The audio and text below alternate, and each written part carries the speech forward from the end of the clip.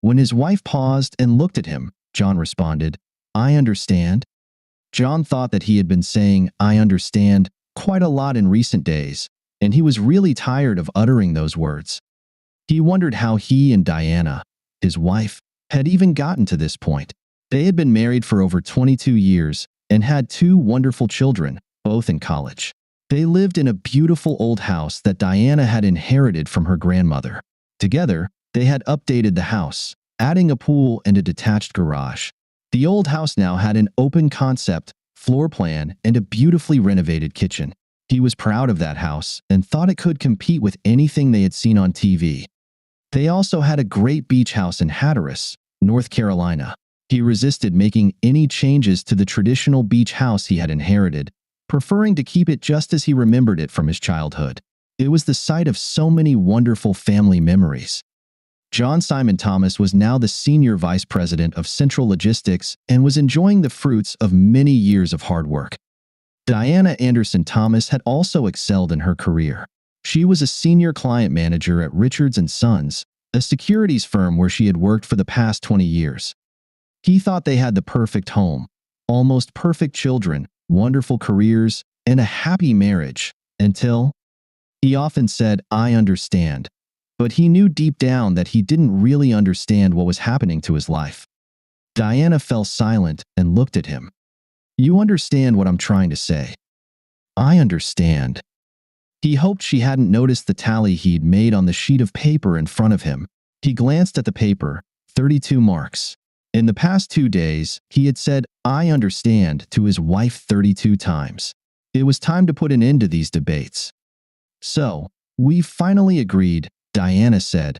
"I'm going to step outside our marriage just once, to experience this." She stopped when she saw John shaking his head. John looked into Diana's eyes and replied, "I will never cheat on you, and I will never agree to you cheating on me." "I've never cheated on you," Diana exclaimed. John continued, "I'm willing to forgive the deception you've engaged in up to this point. But now, that's it." "I've never cheated on you," Diana replied defiantly. "Yes, you have, at least in my eyes. And if you're honest with yourself, you know it too. You've had several one-on-one lunches with him. He's met you multiple times at girls' nights and turned those evenings into actual dates. You've had extensive text conversations with him, especially on weekends." John paused and looked deep into her eyes, causing Diana to lower her head. Now, he's booked a high-end room at the Jefferson Hotel and reserved 2 spots for their Sunday brunch. His intentions are clear. You have a bold new dress hidden deep in your closet. A Victoria's Secret bag filled with new lingerie. I assume it's only for his eyes since you kept it hidden from me. Your intentions are just as clear. John paused, waiting for a response that never came. He continued, "I'm going to make this very simple. I want to ensure we both understand what needs to happen. I'm offering 2 options. This Saturday morning, I'm heading to the beach house. I'll stop for breakfast at Virginia's Diner and then head to the beach. I'd like you to come with me. We can spend the weekend discussing our issues and see if we can save our marriage. It would be nice if you returned the lingerie you bought for him and picked out something for us to enjoy together." John paused, trying to gauge Diana's reaction. Once again, he couldn't read her thoughts, something that had never been an issue until recently. "Your other option is to go ahead with your plans for Saturday. Meet David Summers at the Jefferson Hotel, have a nice romantic dinner at the restaurant, dance at the club, and return to the Jefferson to complete your affair." "Look at me." She slowly raised her head. "You can continue with your plans. You won't need my permission because the moment I leave without you on Saturday morning, our marriage will be over." Diana stared at John in shock. How did he know about their weekend plans? She slowly began to speak.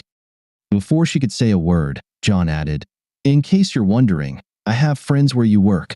You have coworkers who care about you. And, lastly, David Summers doesn't have any real friends at all."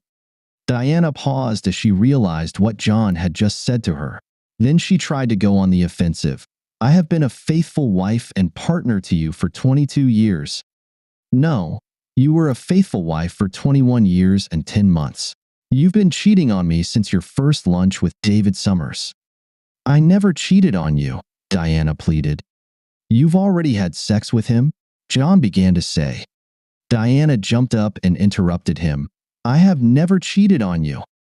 With a sadness that surprised Diana, John continued, I've seen the betrayal in your eyes. The eyes that were always locked on mine when we made love. The eyes that now close. The face that turns away from my gaze in bed. How many times were you with him in your mind while we were making love? John laughed sadly. We used to fantasize about threesomes with another woman or another man. I guess you've already brought that fantasy to life. For the past few months, our bed has been overcrowded. I won't talk about this anymore. Do you understand? Diana realized that things were not going as she had planned. She tried to regain control. John, we have a wonderful marriage. I value our relationship and your love more than anything in the world. We've raised two amazing children together. We have great careers, and if we stay on course, we can retire early and truly enjoy life and each other. I have been faithful to you and am ready to be by your side as a loving wife for the rest of our days. I'll give you the rest of my life. I just need one day for myself. And one night for him, John quickly replied. Diana lowered her eyes and shook her head, then looked at John. I could have just gone behind your back. I could have lied to you, but I wanted to be open and honest with you. I thought that after all these years, you would understand. John responded just as quickly, I understand, and as for lying and going behind my back, that's exactly what you've been doing for the past few months. You've been going on dates with him under the guise of girls' nights. You've had intimate lunches with him, holding hands and allowing his hands to wander over your body, access to which should only belong to me. And worst of all, you've brought him into our bedroom, replacing me with thoughts of him. You've allowed him to intrude on our time with hundreds of messages, not to mention sexting. Diana, I know everything, and how I found out doesn't matter. What matters is that you understand what I'm saying. Do you understand? Diana just stared at him with eyes that he no longer recognized. He sighed quietly, realizing that she didn't grasp what he was trying to convey.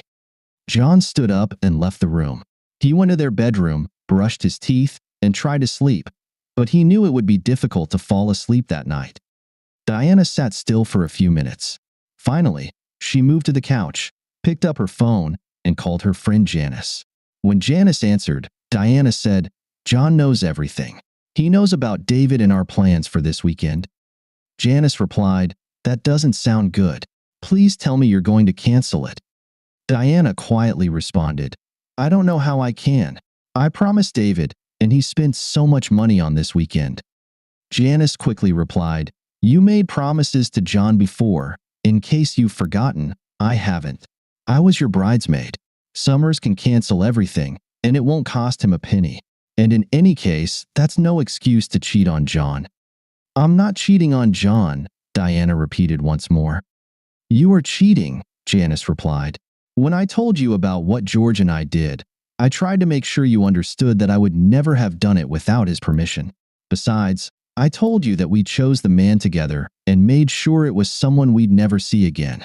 I told you we did everything the right way, yet we still have issues we're trying to work through. You, on the other hand, have decided to sleep with a coworker and are trying to justify it. Now Janice was pleading, Please, forget about this plan. Stop seeing David, get on your knees, and apologize to John. Diana softly responded, But I need this. I really need to experience another man just once more in my life. David is a good guy, and the women at work say he's great in bed. A good guy wouldn't sleep with a married woman, Janice stated. Think about what you're risking just to become another notch on his bedpost. I won't be just another notch on his bedpost. He's attentive to me. Janice wanted to scream into the phone. Don't you understand that makes it even worse? I met David at our girls' night out. He's a nice-looking guy, but he's nowhere near the man John is. You have to see that, right? I understand, Diana whispered. Janice pleaded, Please, think long and hard about your decision. This will affect everyone you love for the rest of their lives. Diana quietly said, I thought you would understand. I thought that, more than anyone else, you would understand why I need to do this. Janice tried to reach her friend one more time. Diana, The problem isn't that I don't understand. The problem isn't that John doesn't understand. The problem isn't that your kids, your parents, or your friends won't understand. The problem is that you don't understand. I'm begging you not to do this." Diana responded in a determined voice. "Well, John knows what I've done up to this point, and he hasn't stopped me. He won't like it, but he'll let me do it. He'll understand how important this is to me. And now I need to get some sleep." After finishing the conversation, Janice turned to her husband, George. "She didn't understand a word of what I said. I'm so sorry I told her about our experience." George replied, "I thought we agreed that would stay strictly between us." Janice looked a bit embarrassed.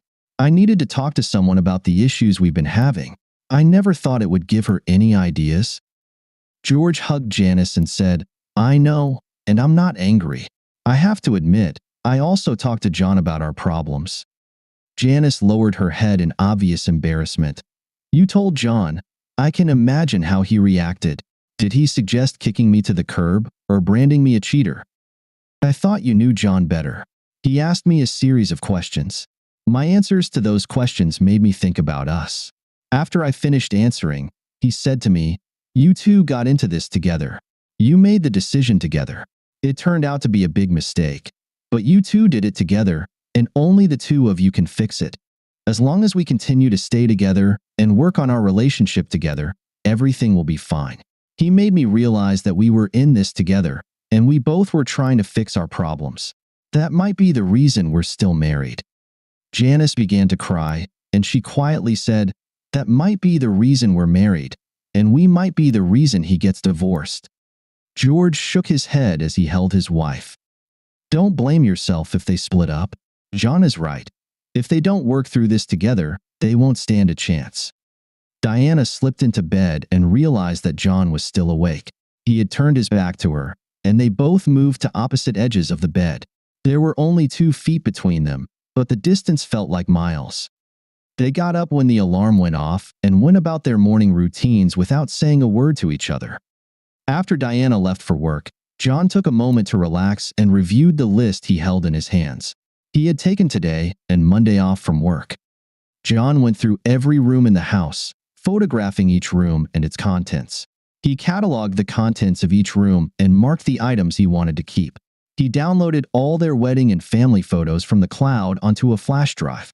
He left their wedding album on the coffee table, unable to bring himself to open it. The apartments he had looked at were nice, but he knew he would miss this house.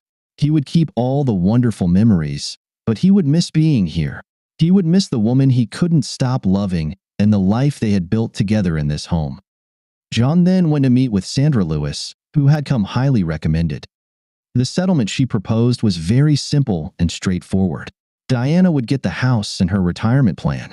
John would keep the beach house and his retirement plan. He would pay off her car and all the credit cards. Part of their investment accounts would be set aside for college tuition and $10,000 for each child as a charitable fund, and then they would split the remaining funds 50-50.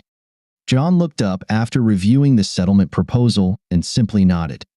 Sandra said, "We can file the papers on Wednesday morning." John nodded again, stood up, shook her hand, and left the office. Sandra Lewis realized that her client had said very few words to her since hiring her for the divorce. All their communication had been through email. She sensed sadness and resignation in him. Sometimes she wondered why she chose family law as her specialty. John headed to the bank. He opened a separate account, transferring half of the funds from the old account into his new one. He emailed the form to change his direct deposit to his company's HR department. Later, at home, he would update his payments to go to his new bank account. Then he went to see their investment banker. The banker confirmed that all accounts and transfers would require both of their signatures. John informed him that his attorney, Sandra Lewis, would place a freeze on those accounts the day after Diana was served. John felt uncomfortable seeing the expressions of pity and concern on the faces of his longtime advisors. He realized that they were just the first of many acquaintances who would have the same look when the news became public. The thought of having to tell his children about the divorce nearly made him sick. Diana tried to avoid David Summers as much as possible at work. During lunch, they met at Maria's cafe, a small restaurant he liked to call their spot. She was quiet and refused to hold his hand. John knew about their every move, and she couldn't shake the feeling she'd had all day that they were being watched. David Summers paid no attention to Diana's mood. I'm excited about this weekend. Check-in at the hotel is at 3 p.m. Do you think we could meet a little earlier than planned? Maybe we could have some fun in the room before going to dinner? I don't think so, was Diana's reserved response. Back at the office, Diana tried to get some work done but kept glancing around. She realized that at least one, if not several, of her colleagues might be acting as spies for John.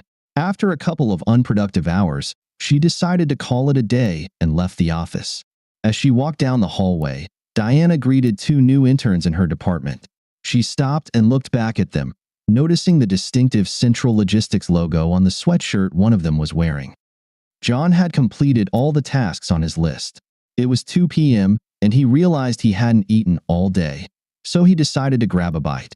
When he sat down at a table in Maria's cafe, the owner came out and greeted him with a hug. John hugged her back and asked, "How's Ben doing?" Maria smiled. "He's doing great. He made the baseball team as a freshman, and he's so excited. You know, James was an excellent training partner for him this winter. Your son made all the difference." "Well, James is thrilled that his roommate will be on the team with him," John replied. Maria sat down next to John and said, "They were here for lunch again today, but things weren't so great in Paradise." Diana seemed very nervous, and of course, Summers didn't pick up on it. "He might be clueless, but he's planning to sleep with her this weekend," John responded, sounding dejected. "Don't be too quick to give up on her. She must be a special woman for you to have been married for so long.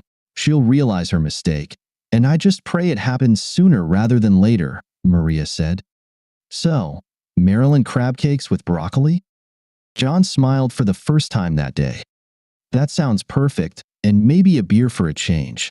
Surprise me with one of your light Alesh." Diana came home early and began to put her backup plan into action. She planned to cook John's favorite dinner and then try to talk to him again. It was important to her that he agreed to her one-time date. If he didn't agree to that, she needed him to at least accept her actions. When the crab cakes were baked, she went upstairs and changed. She wanted to look good for him and then planned to meet with Janice and her other friend Lisa for drinks to discuss the important day on Saturday one last time. She took the clothes and Victoria's Secret bags out of her closet and brought them to her car, carefully placing them in the trunk. She didn't want to embarrass either John or herself by showing them in front of him. John came home at his usual time and was surprised to smell dinner cooking. Diana walked into the living room and handed him a bottle of light beer. "Please, take off your jacket and tie and have a seat. Dinner will be on the table in a couple of minutes."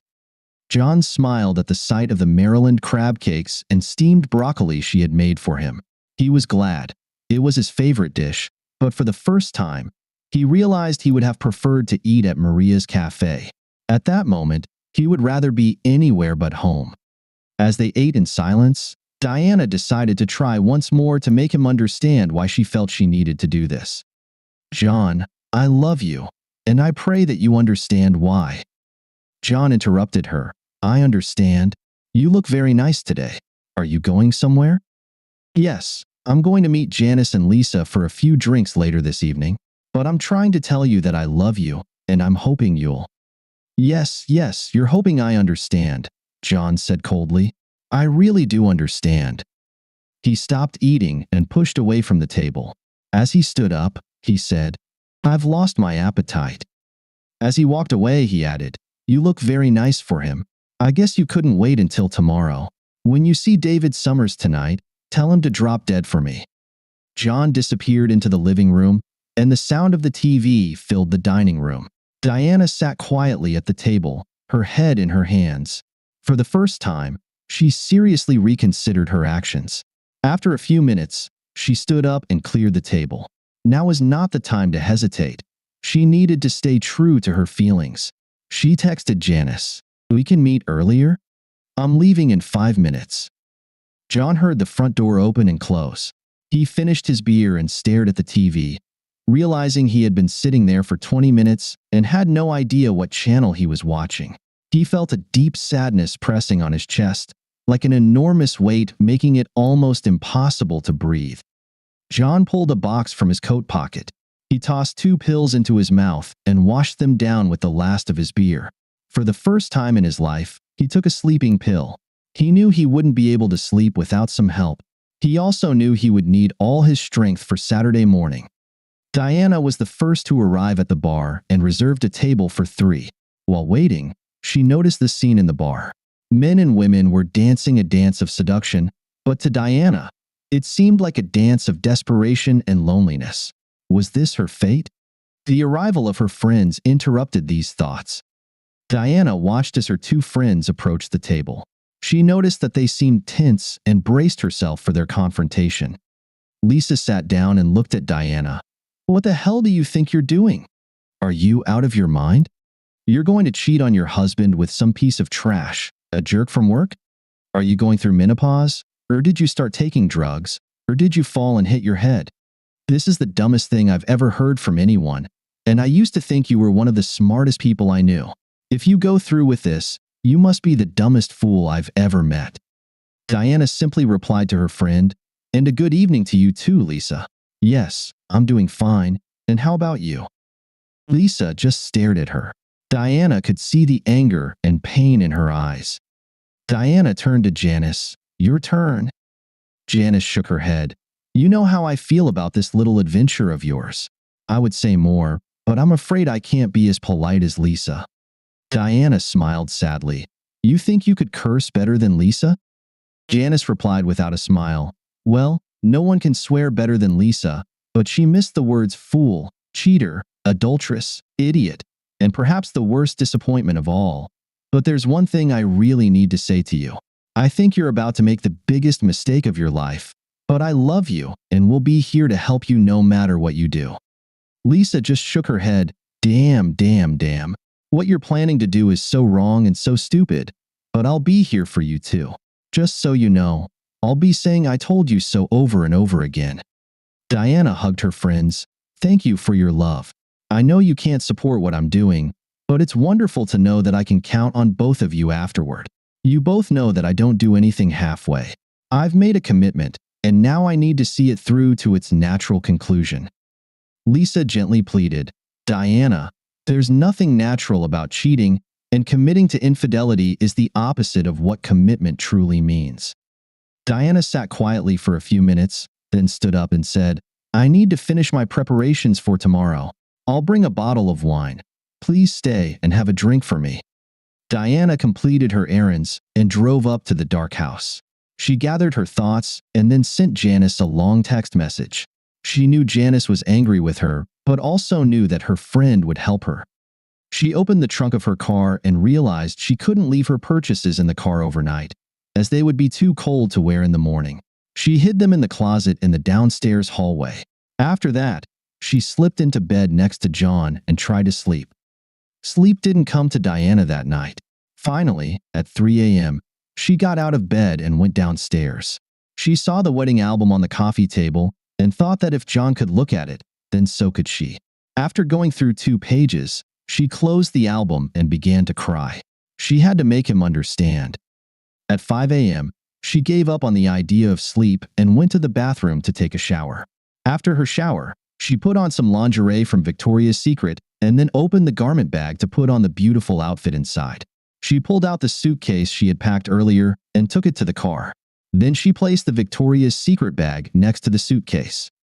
She went to the kitchen and wrote a short note to John, smirking to herself as she realized she was leaving him a Dear John letter.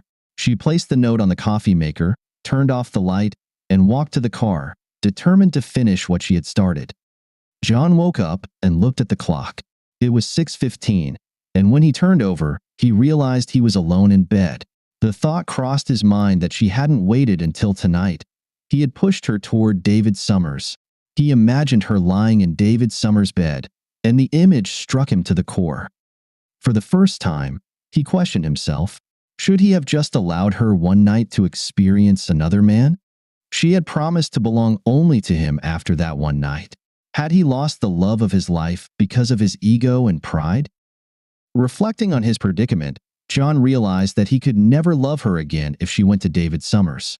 He had lived with her putting their children first because that's what a mother should do, but he could never live with her putting another man above her husband. In 22 years, they had both earned each other's respect and loyalty. She expected nothing less, and he would accept nothing less. He hoped she was still at home, maybe sleeping in one of the other bedrooms. John checked all the bedrooms but found no signs that she had returned home that night. Entering the kitchen, he saw a note on the coffee maker. He opened it and read the short message, "Please understand." That was all she had written. Collapsing back onto one of the kitchen chairs, John began to cry. He had feared this moment, but deep down, he still expected that she would stay, forget this crazy idea, and remain his wife. After making coffee, he went upstairs. He quickly showered and dressed, then stuffed a duffel bag with some clothes and headed back downstairs. John filled his thermos with coffee and walked toward the front door. Taking one last long look at the house that had been his home, he turned off the lights and closed the door. The cold morning air hit his face as he descended the steps. He had forgotten to start the car but thought the cold might help wake him up and perhaps shake him out of the numbness he was feeling. As he walked toward his car, he realized the engine was running. He opened the back door, and when he placed his bag inside, he saw a suitcase and a Victoria's Secret bag on the back seat. In the passenger seat, he saw Diana, asleep in the car. He quietly closed the back door and paused, reaching for the door handle. Tears of joy filled his eyes at the sight of his wife, his love. Now he knew they had a chance. John took a deep breath and opened the car door. As he got into the car, Diana stirred and looked at John. "Good morning," she whispered softly, rubbing her eyes. "Good morning." After a short pause, he asked, "How long have you been here?" Diana looked at the clock and replied, "About 2 hours. I couldn't sleep, and then I got worried that you'd leave without me, so I decided to wait in the car. I filled up the tank and bought us a dozen Krispy Kreme cream-filled donuts for the road." John opened the box of donuts and said, "There are only 7 donuts here."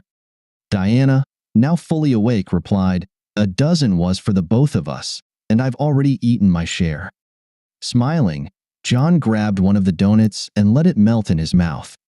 "This should hold me over until we have breakfast at Virginia's Diner. How about their country ham and biscuits with gravy?" Diana shook her head. "I'm not dressed to go to Virginia's Diner." John was puzzled. "Diana, Virginia's Diner doesn't have a dress code. You can wear anything you want there." Diana smiled. "I know you can wear almost anything, but you can't wear almost nothing."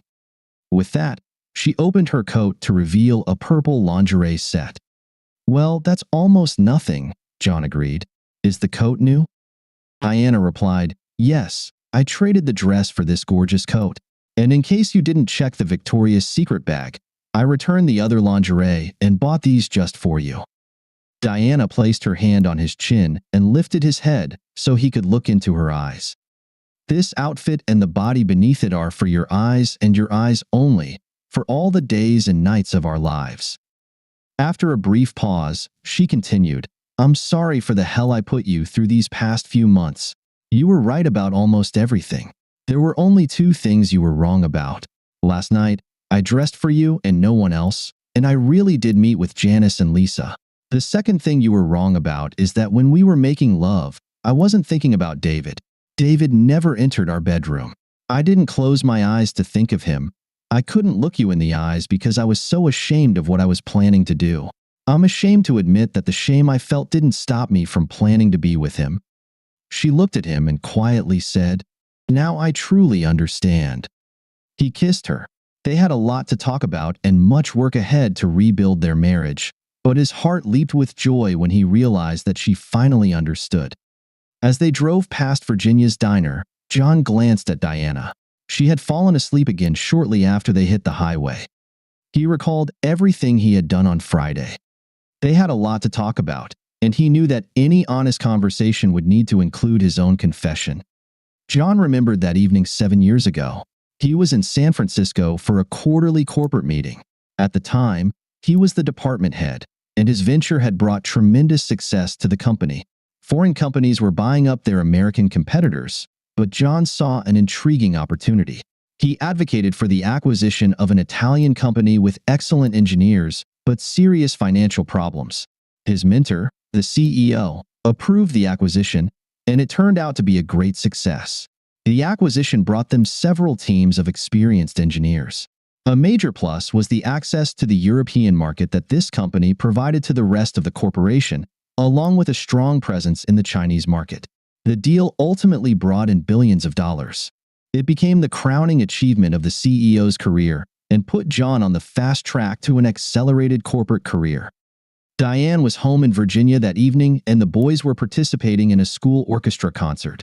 So John celebrated his success with his co-workers, especially Debbie Maris, a beautiful marketing representative from another division.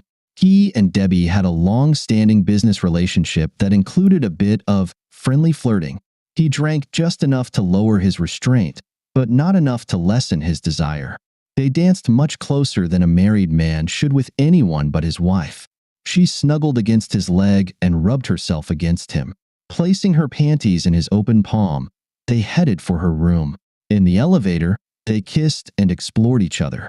He released her breasts and Debbie dropped her blouse and bra to him just before the elevator doors opened, and they quickly headed to her room. He watched as she unbuttoned her skirt and reached for his hand as she stood naked in the doorway. But John couldn't move. He realized that it was physically impossible for him to enter that room. He knew that his desire had left him. For the first time in several hours, he thought about his wife and the wonderful family he had at home. He looked at the beautiful Debbie Maris and couldn't think of a single reason to walk into that room. He stepped back 2 paces and then ran, literally ran, back to the elevator. He went to his room and took a shower, wanting to wash away the scent of Debbie. It was 1 a.m. at their home in Richmond, but he called Diana. He needed to hear her voice. After a few rings, she sleepily answered the phone. John assured Diana that he was okay and that nothing bad had happened, and then he shared the good news. He told her about the success of his venture and the promotion with a huge salary increase. He cried as she excitedly told him how proud she was of him and how she always knew he would succeed. She told him how much she loved him. Through his tears, he realized that he had almost shared one of the greatest moments of his life with the wrong woman.